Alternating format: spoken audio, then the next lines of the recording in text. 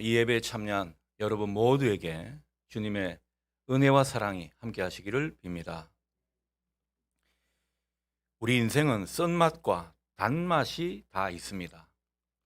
하나님은 우리에게 은혜와 복이라는 달콤한 맛도 주시지만 때로는 고통이나 시련 같은 인생의 쓴맛도 보게 하십니다. 하나님은 때론 가난과 고생으로 우리 삶을 채우기도 하시고 고통과 한숨으로 우리 시간을 메우게도 하십니다. 인생의 쓴맛, 쓰라림을 맛볼 때는 아무리 신앙이 있는 사람이라고 해도 기도가 잘 되지 않습니다. 예배 가운데 은혜를 잘 못 느끼게 됩니다.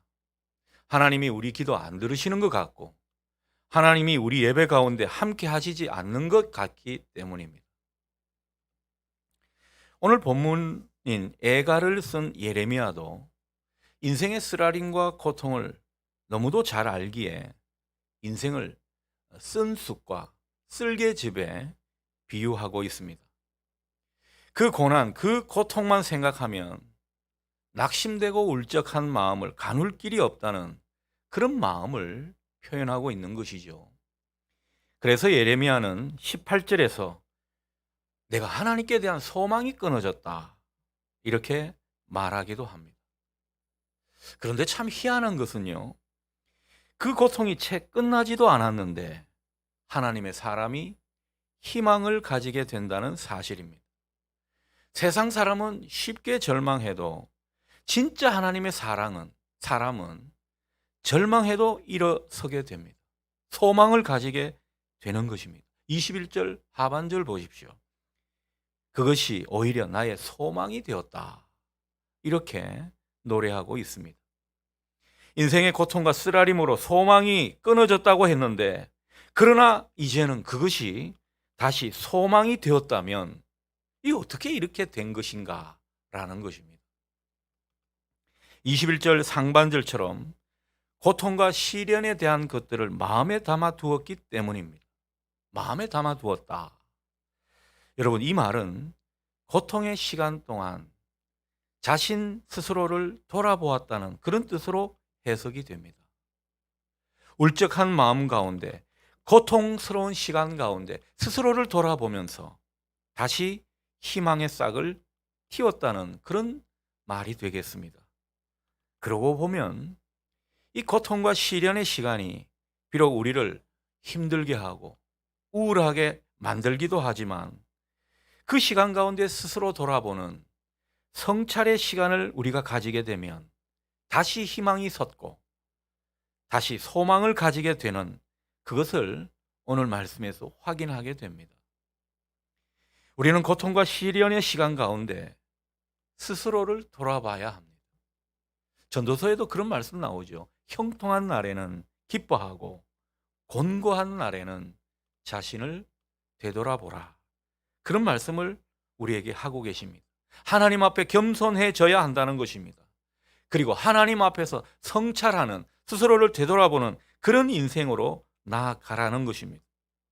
만일 우리가 그런 시간을 가지게 되면 그 시간 가운데 성찰하면서 여태껏 깨닫지 못하고 느끼지 못했던 그 사실을 우리가 깨닫고 느끼게 된다면 우리는 훨씬 깊은 존재가 될 것입니다. 제대로 된 믿음도 가지게 되고요. 우리의 인격과 성품도 전보다 훨씬 아름다워지게 될 것입니다. 그래서 고난도 유익이라고 말씀하시는 것입니다. 고통도 다 은혜가 되더라는 것이죠.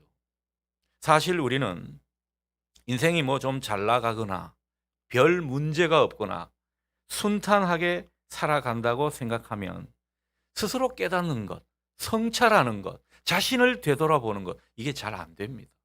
사람이 다 그렇습니다. 자신이 잘 나가고 어느 정도 만족하는 그런 인생을 살고 있다고 생각하는 사람한테 당신 문제 있어, 그렇게 말을 하게 되면요, 얼마나 사납게 반응하는지 모릅니다. 성도님들한테도 뭐 상담하다가 성도님 뭐 문제가 있는 것 같은데 이런 말 잘못하다가는요, 큰 코 다칩니다. 내가 뭐 문제입니까? 나는 문제가 없습니다. 당신이나 잘하십시오. 어떤 그런 마음을 보이게 되더라는 거죠. 그럴 때는 사람들이 자기 신앙도 자기 삶의 관점과 태도도 잘 수정하려 하지 않습니다. 문제의식을 못 느끼기 때문입니다. 하지만 우리가 병에 걸리거나 좀 실패를 한다거나 예상치 못한 어려움을 당해서 고통을 느끼게 되면 그때는 우리가 미처 생각지 못한 것을 생각하게 됩니다. 그런데 우리가 성령 안에서 살아가기라도 한다면 우리는 내 믿음의 현 주소도 깨닫게 되고 내가 다른 사람들한테 뭘 잘못했는지 하나님 앞에서 내가 뭘 잘못 살았는지 이런 게 막 깨달아지는 것입니다. 저도 예전에 신학교 들어갈 때인데요. 참 고난 가운데 기도를 많이 할 때가 있었습니다. 그 기도 중에 어릴 때 어머니한테 많이 속상하게 했던 말들, 어머니한테 거짓말했던 말들, 아버지 마음을 아프게 했던 일들, 또 동생한테 상처 준 일들, 이런 게 다 깨달아지는 것입니다. 이런 게 막 생각나더라는 거죠. 심지어 이런 것도 생각이 납니다. 어릴 때 통닭 먹으면 늘 저는 닭다리만 먹었습니다. 동생은 가슴살만 먹게 했던 그 일이 다 깨달아지는 거죠. 생각이 나더라는 것입니다. 아무튼 이 고난의 풀무불을 우리가 지나게 되면 사람은 다 깨끗하게 되고 아름답게 재련되는 것 같습니다. 그래서 성경 욥기서에도 그런 말씀 나오죠. 정금같이 되어 나오리라. 하나님의 그 고난의 풀무불 가운데 하나님은 우리를 아름다운 인생으로 만들어 가시더라는 거죠. 그러니 고난 속에서 소망을 가지고 희망을 보게 되었다. 이 말씀은 이런 맥락에서 일견 수긍이 갑니다. 자, 그런데 우리가 고난과 시련 가운데서 정말 소망을 가지게 되는 것은 특히 하나님께서 우리에게 베푸신 은혜 때문입니다. 우리가 고난 가운데서 자신을 되돌아보고 또 하나님을 생각하다 보면요, 우리는 자연히 은혜에 대한 기억을 떠올리게 됩니다. 성령님이 그런 식으로 우리를 인도하시는 것 같습니다. 그래서 지나고 보면 은혜 아닌 게 없다, 이런 어떤 말씀에 아멘이 되는 것이죠. 힘든 때도 좋았던 때도 다 하나님의 은혜가 우리 삶을 지탱했다는 그런 깨달음을 우리가 갖게 됩니다. 그런 생각을 하노라면 나도 모르게 아멘이 되는 그런 시간이 우리에게 있더라는 것입니다. 여러분 한번 생각해 보십시오. 우리가 힘들지 않았던 때가 없습니다. 따지고 보면요. 인생이 주저앉을 수밖에 없던 그런 때도 우리가 다 있었고요. 죽을 고비도 우리에게 한두 번은 있었을 줄 압니다. 그런데 그 모든 순간을 돌이켜보면 그때마다 우리가 알지 못하는 하나님이 주시는 위로가 있었습니다. 뭐 사람을 통해서든 아니면 다른 방법을 통해서든 하나님은 우리를 위로하고 계셨습니다. 그리고 그 어려운 시절, 그 고통을 느끼는 순간에도 나름 즐거움도 있었습니다. 저도 힘든 시절 떠올려 보면 그때마다 하나님께서 말씀으로 다가오셔서 위로를 주시고 힘을 주셨던 기억이 새록새록 납니다. 예전에 우리 아이들 어릴 때인데요, 저희 가족이 제가 잘 알지 못하는 후배 집에 얹혀 살았습니다. 후배 집에 얹혀 살았는데 하나님이 어떻게 역사하셨는지 그 후배는 고향으로 내려가고 그 집을 우리가 차지했습니다. 세상에 이런 일도 있습니다. 그런데 그 시간이요, 우리에게는 또 굉장히 행복한 시간이었습니다. 하나님께서 우리에게 얼마나 위로를 주셨는지. 그리고 그때 아파트에 장날이 있었는데요, 그 장날이 오면 뭐 부침개나 떡볶이, 순대 이런 것을 막 사가지고 집에 와서 온 가족이 함께 먹으면서 한바탕 웃었던 그 기억이 지금도 납니다. 그 모든 순간 하나님은 은혜로 우리를 붙드시고 계셨다라는 것을 많이 깨닫습니다. 그 모든 시간 하나님의 은혜가 우리와 함께 하셔서 우리가 그 모든 시간들을 빠져나올 수 있었던 것이지 결코 우리 힘으로 그 터널을 지나온 게 아니었습니다. 비록 그때는 마음의 고통은 좀 있었으나 마음의 병이 안 된 것, 힘겨운 시간 속에서 나름 행복을 맛본 것, 이게 우리의 의지와 노력이었습니까? 하나님의 은혜였습니다. 하나님이 그런 고통의 시간 가운데서도 선물을 주신 것들이 다 있더라는 거죠. 그러니 힘들 때는 하나님께서 우리에게 베푸신 그 은혜의 시간들을 떠올려 보시기를 바랍니다. 그 은혜의 시간들, 그것을 생각하면요, 참 은혜가 됩니다. 힘이 납니다. 다시 소망을 가지게 되는 것이죠. 무엇보다 우리가 고난 중에 소망을 가지면서 일어서게 되는 것은 22절에 나오는 바로 하나님의 인자와 긍휼 때문입니다. 여러분, 고난의 시간에 우리가 하나님의 인자와 긍휼을 발견하고 그것을 새로이 깨달을 수 있다면 우리는 당당히 일어설 수 있고 또 희망으로 나아가게 되는 것입니다. 인자와 긍휼, 우리를 향한 하나님의 성품이자 마음입니다. 여러분, 인자가 무엇입니까? 인자는 헤세드라고 하는데요, 하나님의 은약적인 사랑입니다. 그러니까 말이 좀 어렵죠. 다른 게 아닙니다. 하나님이 우리의 아버지 되시고 하나님께서 우리를 기르시는 목자 되시고 하나님은 우리의 주인 되시는 하나님 되시기 때문에 당신의 자녀, 당신의 백성된 사람들에게 하나님이 보여주실 수밖에 없는 그 일방적인 사랑, 그것이 인자라는 것이죠. 여러분, 이 사랑은 결코 조건부가 아닙니다. 우리가 뭘 잘해야 그 사랑을 우리에게 주시는 것이 아니라는 거죠. 여러분이 자식 사랑할 때 뭐 조건부로 사랑하지는 않지 않습니까? 하기야 요즘 뭐 젊은 엄마들은 조건부로 아이들을 뭐 사랑하는 듯이 그렇게 좀 조련하는 경우도 있지만, 진짜 참 부모라고 하면 조건부로 자식들을 사랑하지는 않습니다. 그저 내 자녀니까, 내 식구니까 사랑하는 거 아니겠습니까? 하나님의 인자가 그런 식이라는 거죠. 훨씬 더 깊이 있게 우리에게 다가오는 사랑인 것입니다. 여러분, 하나님은 우리의 아버지시니까, 우리를 기르시는 목자시니까, 만왕의 왕이시며 그러나 우리의 하나님이시니까 하나님은 우리를 조건 없이 받아주시고 그저 사랑해 주시는 것입니다. 이런 하나님의 인자 가운데 우리에게 은혜를 베푸시고자 하시는 것이죠. 그러니 하나님의 사랑은요, 항상 은혜를 베푸시는 이 모습으로 나타나게 되어 있습니다. 그게 하나님의 인자라는 거죠. 인자가 이렇듯 하나님의 그 자애로운 하나님의 성품이라면 긍휼은요, 이러한 인자한 하나님의 마음이라 할 수 있습니다. 하나님의 마음인 긍휼은 우리를 향한 따뜻한 연민입니다.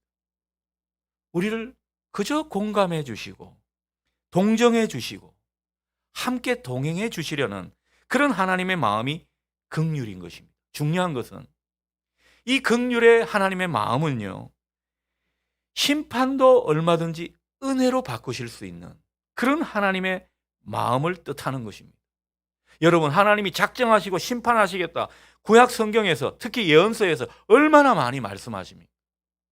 근데 하나님이 그렇게 엄포를 놓듯 심판하시겠다는 것은 하나님이 얼마든지 은혜로 바꾸시겠다는 그런 하나님의 마음을 피력하는 것입니다. 하나님은 심판보다는 긍휼로 우리를 다스리고 싶어 하시는 분이시라는 겁니다. 이 하나님의 인자와 긍휼을 깨닫는 사람, 이것이 가슴 깊이 와닿는 사람은요, 자기가 절대 잘못되지 않는 것을 알게 됩니다. 22절 말씀 보십시오. 여호와의 인자와 긍휼이 무궁하심으로 우리가 진멸되지 아니함이니이다. 하나님이 뭐 아무리 심판을 경고하시고 아무리 우리를 뭐 잘못되게 하시는 것 같이 그런 인생으로 인도하시다 하더라도 하나님의 인자와 긍휼이 무궁하심으로 우리는 잘못되지 않습니다. 우리는 반드시 잘 되게 되어 있습니다. 이런 믿음이 생기더라는 거죠. 여러분, 하나님의 자녀된 우리가 결코 잘못될 수 없는 것은, 하나님의 백성된 우리가 망할 수 없는 것은 우리를 향한 그 하나님의 인자와 긍휼이 무궁하기 때문입니다. 오늘 이 사실을 받아들이실 수 있기 바랍니다. 여러분, 하나님이 우리를 잘못되게 하실 것 같습니까? 망하게 하실 것 같습니까? 그렇지가 않더라는 거죠. 우리에게 이 믿음이 중요합니다. 이 믿음이 있어야 합니다. 그런데 우리 성도들 중에는요, 이 믿음이 좀 없는 분들이 간혹 있는 것 같아요.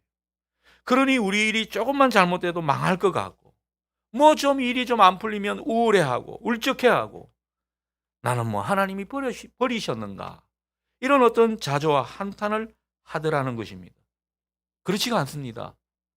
하나님은 우리를 향한 그 인자와 긍휼이 무궁하다고 이렇게 말씀하시면서, 하나님 안에 있는 한 우리는 결코 잘못되지 않는다, 아무 일도 없다, 하나님이 건져주신다, 구원하신다, 이 말씀을 우리에게 하고 있는 것입니다. 그러니 여러분, 하나님이 인자와 긍휼로 여러분 인생 가운데 다가오시는 것을 믿으시기 바랍니다. 이 믿음이 있어야 합니다.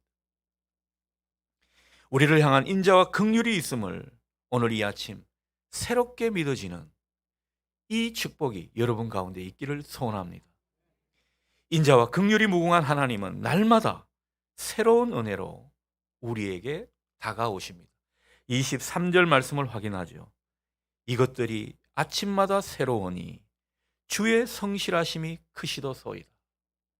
여러분, 이 애가를 지은 저자가요, 이 하나님의 인자와 긍휼을 묵상하면서 아침마다 하나님을 찾고 하나님 앞에 엎드리니까 얼마나 이 인자와 긍휼이 새롭게 다가오는지, 그 인생을 얼마나 든든하게 하는지, 하나님은 정말 성실하신 하나님입니다. 노래하고 찬양하고 있는 모습입니다. 그러니 여러분, 이 신실하신 하나님, 날마다 우리에게 새로운 은혜를 베푸시고자 하시는 그 하나님을 여러분 다시 바라보실 수 있기를 바랍니다. 그분을 찾고 구하십시오. 때로는 그분을 간절히 기다리십시오. 25절 말씀 확인합니다. 하나님은 당신을 기다리고 구하는 자들에게 반드시 당신의 선하심을 베푸신다, 우리에게 약속을 주고 계십니다. 여러분, 하나님의 선하심은 어떤 사람들에게 경험된다고요? 하나님을 기다리고 구하는 자들이라고 오늘 분명히 우리에게 말씀하십니다. 그런 사람들에게 좋은 것으로 함께 하신다고 약속을 하고 계십니다. 이와 관련해서 시편 34편 8절 말씀은 우리에게 이렇게 전합니다. 하나님께 피하는 자, 곧 하나님을 찾는 자는 복이 있다. 그러니 하나님의 선하심을 맛보아 알지어다. 여러분, 하나님의 선하심을 아침마다 매일 여러분 맛보아 아는 인생 되기를 바랍니다. 맛을 보아야 된다는 것, 경험이라는 겁니다. 이 체험이 우리에게 있어야 한다는 거죠. 시편 34편 10절 말씀은 또 이렇게 말씀합니다. 하나님을 찾는 사람은 모든 것에 부족함이 없도다, 이렇게 말씀하신다는 거죠. 여러분, 이게 얼마나 힘이 되는지 모릅니다. 하나님을 찾는 사람, 하나님 반드시 좋은 것에 부족함이 없도록 우리를 반응하신다는 것이죠. 여러분, 이 하나님을 다시 한번 새롭게 바라보시기를 바랍니다. 그러니 우리가 어떤 경우에도 하나님의 선하심을 믿어야 할 것입니다. 하나님의 은혜를 바라면서 하나님을 찾는 것이 얼마나 복인지 여러분 깨달을 수 있기를 바랍니다. 여러분, 고통과 고난의 시간에 딴 데 가지 마십시오. 하나님을 찾으십시오. 하나님과 씨름하십시오. 그리고 하나님께 소망을 두십시오. 하나님께서 우리에게 그 모습을 기대하시는 것입니다. 여러분의 모든 예배가 늘 이렇게 하나님을 찾는 모습이기를 축복합니다. 여러분의 그 아침 묵상의 시간이 좋으신 하나님, 선하신 하나님을 기다리는 복된 시간 될 수 있으면 좋겠습니다. 하나님은 반드시 우리를 선한 것으로 함께 하시면서 우리를 복 내려주시는 것입니다.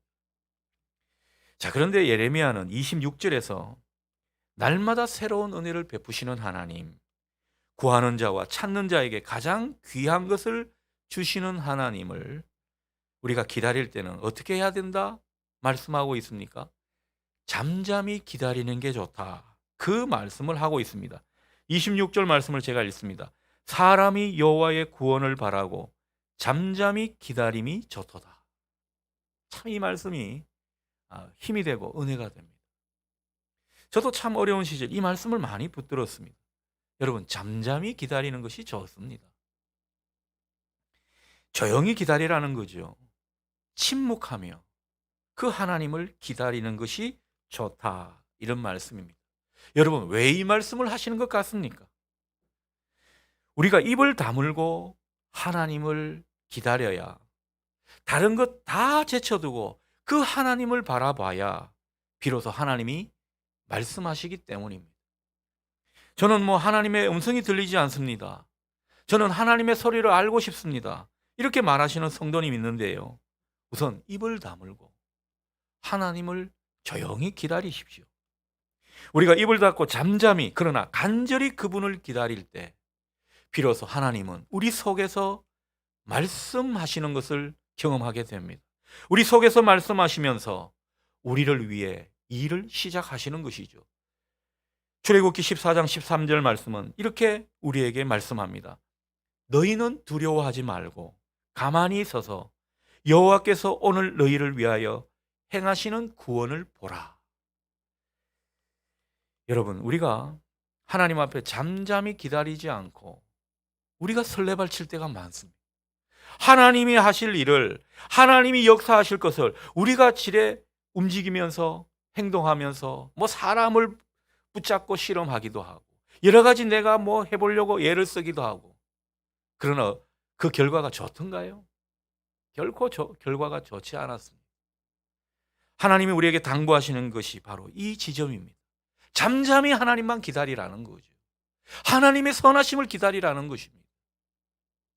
여러분, 믿음은 잠잠히 기다리는 것입니다. 하나님이 말씀하시고 행하실 것을 바라보며 인내하면서 그 시간을 채워나가는 것입니다. 이게 참 믿음의 모습이라는 거죠. 우리가 하나님을 잠잠히 기다릴 때 먼저 어떤 은혜가 있는 줄 아십니까? 우리 안에 원망과 불평, 절망과 분노가 잠잠해지게 되는 것입니다. 여러분, 이게 먼저 잠잠해져야 하나님께 소망을 두게 되지 않겠습니까? 여러분, 내 안에 원망이 그대로 있고 불평, 불만이 많고 누구에게 자꾸 속상하다고 이야기하고 싶고 때로는 분노가 치밀어 오르는데 어떻게 하나님께 소망을 두겠습니까? 그러니 우리 보고 잠잠히 기다리라는 거죠. 침묵의 시간을 가지라는 것입니다. 사람들 쳐다보지 말라는 것이죠. 상황을 보지 말라는 것입니다. 하나님만 보라는 거죠. 그 인내의 시간이 우리에겐 때로는 필요합니다. 그 인내의 시간을 우리가 보내다 보면 하나님께 소망을 두게 되어 있습니다. 어떤 분은 그렇게 말할 겁니다. 어떻게 그럴 수가 있습니까? 그 시간 속에서 어떻게 그렇게 쉽게 하나님께 소망을 두게 됩니까? 이런 질문을 할 수 있는데요. 그런 게 아닙니다. 우리가 정말 잠잠히 하나님만 바라보면서 하나님을 의지하는 가운데 깨달음이 주어집니다. 우리가 이 과정 속에서 무엇이 깨달아지는가 하니까 이 모든 것이 하나님이 하셨구나. 하나님이 이 고통을 주셨구나. 하나님께서 이렇게 하셨음을 우리가 알게 되더라는 거죠.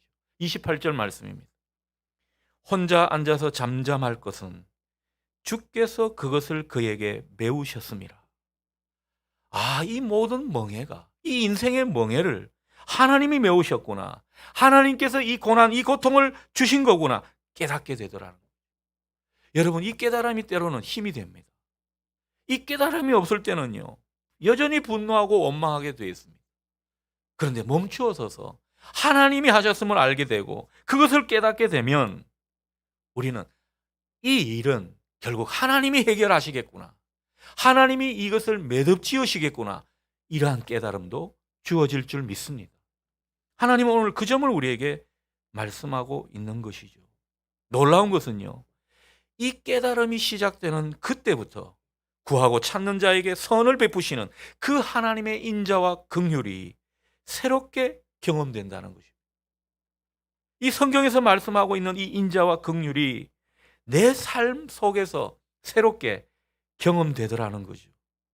하나님의 은혜와 구원의 역사 또한 우리 인생의 수면 위로 올라오게 되는 것입니다. 아, 하나님이 일하시기 시작했구나. 이것을 우리가 감지하게 되는 것이죠. 그러니 여러분, 잠잠히 기다림이 좋습니다. 잠잠히 기다리는 사람에게 은혜가 있습니다. 우리가 잠잠히 기다리면서 우리 마음이 온전히 하나님께만 향하도록 하라는 이 말씀을 이 표현으로 하고 있는 줄 믿으시기 바랍니다. 우리가 현재 당하는 고난, 우리가 지금 지고 있는 인생의 멍에, 그것이 정말 다 하나님이 하셨다면, 하나님이 지우셨다면 여러분, 우리는 그 시간을 감당해야 할 것입니다. 인내하면서 하나님을 기다려야 할 것입니다. 무작정 내 힘으로, 주의 도움으로 빨리 멍에를 벗는 것이 능사는 아닙니다. 때로는 울면서 비틀거리는 심정을 느끼더라도 뭔가 통과 의례의 시간처럼 그 시간을 견디며 기다려야 하는 것입니다. 그런데 놀라운 것은요, 그런 시간 가운데 하나님은 반드시 감당할 능력을 주십니다. 제가 교우들을 생각하면서 기도하고 또 여러 가지 애타는 마음이 있다 하더라도 이 하나님을 믿기 때문에 내가 좀 뭔가 제대로 하지 못하더라도 저 또한 계속 기도할 수 있는 것입니다. 여러분, 하나님께서 우리 성도님들에게 반드시 감당할 능력을 주실 줄 믿습니다. 기다릴 수 있는 힘을 주신다는 것이죠. 때로는요, 그 모든 것을 이겨나갈 수 있는 그런 지혜와 은혜도 하나님이 주시더라는 것이죠. 믿음의 선진들은 다 이런 과정을 많이 경험했습니다. 아마 교역자들은 이런 과정을 다 경험하고 주님의 일을 감당한다고 해도 손색이 없을 겁니다. 여러분들에게도 똑같은 과정이 때로는 주어질 때가 많습니다. 시간차가 다를 뿐이지 다 우리는 이런 과정을 겪게 되는 것입니다. 그러니 여러분, 이런 시간 가운데 괜히 사람들한테 기대지 말고 사람 붙잡고 실험하고 원망하지 않는 여러분 되실 수 있기를 바랍니다. 우리가 할 일은요, 그저 하나님 앞에 엎드리는 것입니다. 29절 말씀이 우리에게 그 점을 당부하고 계시죠. 29절 말씀 제가 읽습니다. 그대의 입을 땅의 티끌에 댈지어다. 혹시 소망이 있을지로다. 여러분, 하나님이 뭘 원하시는지 아시겠죠? 여러분, 입을 티끌에 댄다는 것은 정말 겸손히 하나님만 바라보라, 이런 말씀이 되겠습니다. 입을 땅에 티끌에 댄다는 건 얼마나 바짝 엎드리는 것입니다. 여러분, 하나님이 여러분을 힘들게 하십니까? 인생길을 좀 곤란한 지경에 빠뜨리셨습니까? 하나님, 날 잡수세요 하는 그 심정으로 하나님께 바짝 엎드리시는 우리 모두가 될 수 있기를 바랍니다. 때로는요, 힘들더라도 30절처럼 모욕과 치욕의 시간을 견뎌야 합니다. 하나님이 이걸 모르시는 게 아닙니다. 이걸 견디라는 것이죠. 하나님의 치심을 우리가 달게 받아야 한다는 것입니다. 그러나 분명히 아십시오. 우리가 이 시간 속에서 중요한 진리를 깨닫게 해 주십니다. 바로 33절 말씀입니다. 33절 말씀을 우리 다 함께 읽겠습니다. 주께서 인생으로 고생하게 하시며 근심하게 하심은 본심이 아니시로다. 아멘. 여러분, 드디어 하나님께서 당신의 본심을 언급하고 계십니다. 오늘 설교 제목이기도 하죠. 여러분, 하나님의 본심은요, 우리가 고생하게 하는 것, 그게 아닙니다. 여러분, 우리 하나님이 뭐 군대 조교도 아니고 우리를 괜히 뺑뺑이 돌리시겠습니까? 그런다고 하나님 마음이 좋으시겠습니까? 결코 아닙니다. 하나님의 본심이 아니시라는 거죠. 하나님이 정말 우리 아버지시라면 당연히 우리를 사랑하시고 잘 되기를 바라실 겁니다. 하지만 참부모는 자식을 사랑하기 때문에 자식이 더욱 복되라고 때로는 자식의 고생을 외면하듯 그렇게 보일 때가 있습니다. 하나님도 우리의 고생과 고통을 모른 척 외면하는 그런 모습을 느끼게 해 주실 때가 있습니다. 하나님의 본심이 아니시라는 겁니다. 하나님께서 우리에게 괜히 근심과 고생을 허락하시는 게 아닙니다. 이 모든 근심과 고생을 허락하신다면 그 까닭은 다른 게 아닙니다. 바로 하나님께서 우리를 너무도 사랑하시기 때문에, 하나님께서 우리를 하나님의 방법으로 복되게 하시려는 그런 일환인 것을 여러분 믿으시기를 바랍니다. 우리가 하나님의 마음을 잘 몰라서 하나님의 방법과 지혜를 모르기 때문에 우리는 이 하나님의 본심을 놓칠 때가 많습니다. 그러니 여러분, 오늘 이 하나님의 본심만큼은 늘 붙잡고 기억할 수 있기를 바랍니다. 하나님의 본심은 우리를 사랑하시는 것입니다. 사랑하시기에 때로는 고생하게 하시는 것입니다. 하나님의 본심은 우리를 복되게 하시는 것입니다. 하나님은 우리를 복되게 하시려고 때로는 우리 눈에 눈물도 흘리게 하시는 것입니다. 하나님도 따라 울고 계십니다. 하나님의 본심은 인자와 긍휼이라 요약할 수 있겠습니다. 그 고난의 시간, 하나님도 얼마나 긍휼의 마음이 꽉 차서 우리를 바라보고 계신지 모릅니다. 굽어 살피고 계신다라는 것이죠. 그러니 이 시간 가운데 이 하나님의 본심을 제대로 깨달아 하나님과 초점을 맞추는 우리가 될 수 있기를 바랍니다. 여러분, 하나님의 사랑은요, 능력의 사랑입니다. 하나님이 우리를 사랑하시면 우리의 고생을 반드시 환희로 바꾸어 주시는 그런 하나님의 사랑인 것을 믿으시기 바랍니다. 하나님이 우리에게 눈물을 흘리게 하셨습니까? 반드시 웃음으로 바꾸어 주시는 그 능력의 사랑을 여러분 다시 한번 신뢰할 수 있기 바랍니다. 우리 성도들 중에는 인생의 풍랑 속에 있는 분들이 있습니다. 굉장히 힘든 고난의 시간에 처한 분도 있고 인생의 짐이 무거워서 허덕이는 분들도 있습니다. 그분들을 기도하면서 참 마음이 아플 때가 많습니다. 또 목사로서 참 무력하다는 것도 많이 느끼게 됩니다. 그분들을 위해서 기도하고 또 교회를 생각하면서 하나님을 생각할 때 주신 말씀이 오늘 이 말씀이었습니다. 여러분, 하나님의 그 본심 분명히 기억하시기 바랍니다. 우리를 고난과 고통, 고생을 주시는 게 하나님이 본심이 아니라는 거죠. 하나님의 본심은 우리를 향한 사랑입니다. 인자와 긍휼입니다. 하나님은 작정하시고 이 하나님의 본심을 우리로 깨닫게 하시려고, 알게 하시려고 이 모든 일을 하나님도 묵묵히 인도해 가시는 것입니다. 하나님은 여러분을 이처럼 사랑하십니다. 하나님은 저와 여러분을 너무너무 사랑하시기에 당신의 독생자 예수 그리스도를 십자가에 그 처절한 죽음으로 내모셨습니다. 우리가 그것을 기억하면서 하나님은 아침마다 또 날마다 인자와 긍휼로 우리 인생을 새롭게 하시는 분임을 다시 한번 붙드실 수 있기 바랍니다. 그러니 이 하나님을 기억하시면서 때로는 잠잠히 하나님을 기다리시면 좋겠습니다. 여러분, 사람은 누구나 고난을 다 겪습니다. 어려운 일을 만납니다.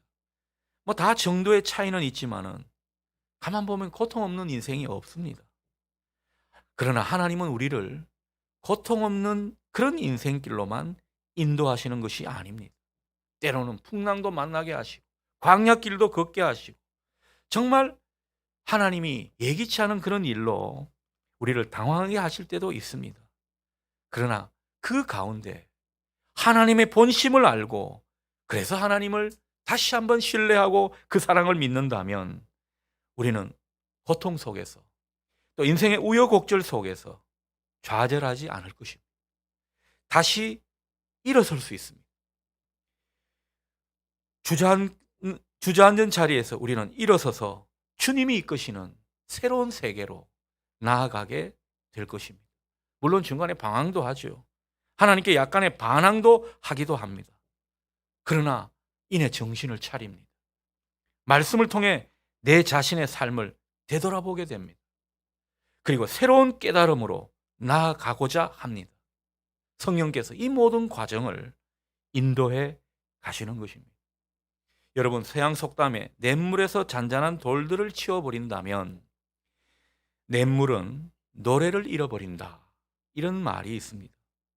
여러분, 하나님께서 우리 인생 가운데 이런저런 고난과 고통의 돌들을 치우시지 않고 그대로 두시는 까닭은 어쩌면 하나님을 진정으로 찬양하고 예배하는 그런 하나님의 사람 만들기 위해서 그렇게 하는 것 아닌가 생각이 듭니다.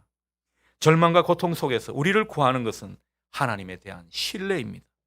그 은혜에 대한 믿음으로 우리가 오히려 하나님을 힘있게 찬양하고 그 하나님께 감사의 노래를 부르시면 좋겠습니다. 때로는 그게 잘 안 된다 하더라도 그런 자리를 가지고자 할 때 성령님이 여러분을 도우실 것입니다. 하나님은 반드시 여러분 인생 가운데 함께 하셔서 마침내 은혜와 구원의 역사를 새롭게 펼쳐 가실 것입니다. 무엇보다 그 하나님의 일하심 속에 우리는 더욱 하나님께로부터 사랑받는 자임을 확신하게 될 것입니다. 이 은혜가 우리 모두에게 있기를 소원합니다.